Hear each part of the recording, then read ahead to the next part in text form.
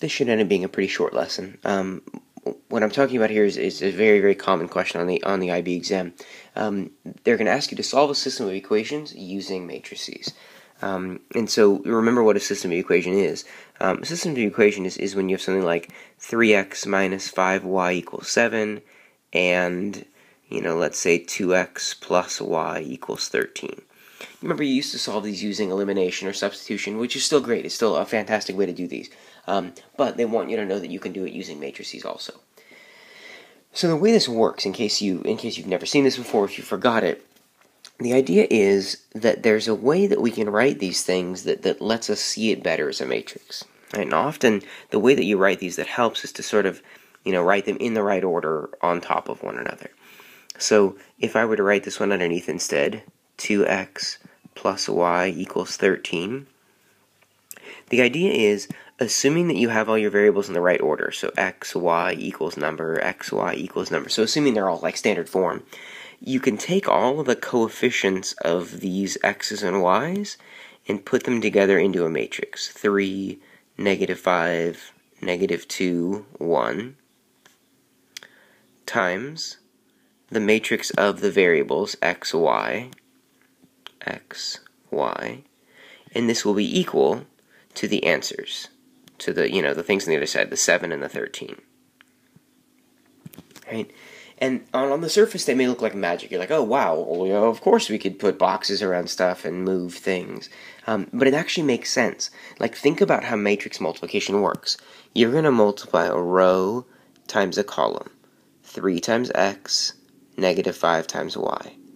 And that first row times first column should equal this.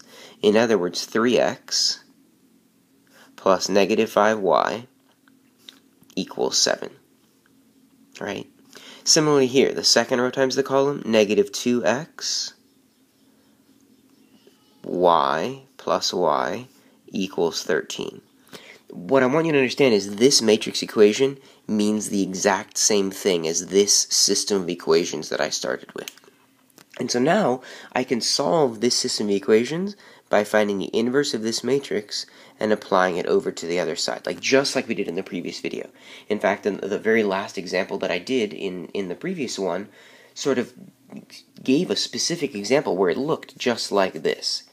And so, I was trying to lead us into this. So we're not going to solve this one. I didn't design this one to be pretty at all, so my guess is that the numbers would just be atrocious.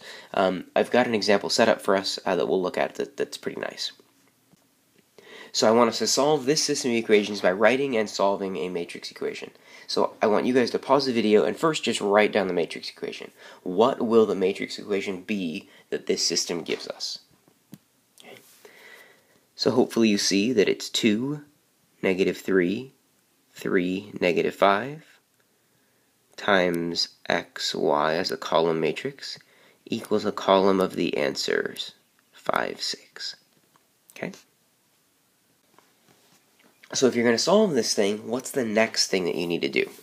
And that's something that I want you to be thinking about. Right? Hopefully you recognize you need to find the inverse of this matrix. Okay? So again, pause the video, find the inverse of that matrix on your own. Right? First, you should do 1 over the determinant, which hopefully you've already paused and done. That's going to be -10 minus -9. And then times, we're going to move things around. I'll have -5, 2, and change the sign on these guys. So let's see, that determinant actually ended up being -1. If I distribute that -1 through, looks like my inverse is going to be 5, -3, +3, -2. Okay? So great, what do I do with that thing? Well, the matrix equation that I initially wanted to solve was the matrix equation 2, -3, 3, -5 times xy equals 5, 6. Right? So where am I going to put this inverse? It's going to go on the left side of this one, and therefore it goes on the left side of this one. Right? Now we've talked about this before. What happens when the inverse hits this matrix? These two things should multiply together to give me the identity, and so I'm going to end up with the identity times xy. On the right side, it's more complicated. I'm going to have to actually multiply 5, negative 3, 3, negative 2, times 5, 6. Now again, if you haven't already done this on your own, pause the video, work through it, make sure you are comfortable with that multiplication. On the left side I have xy. On the right side, a 2 by 2 times a 2 by 1 is going to give me a column matrix, and it makes sense. This 2 by 1 better be equal to a 2 by 1.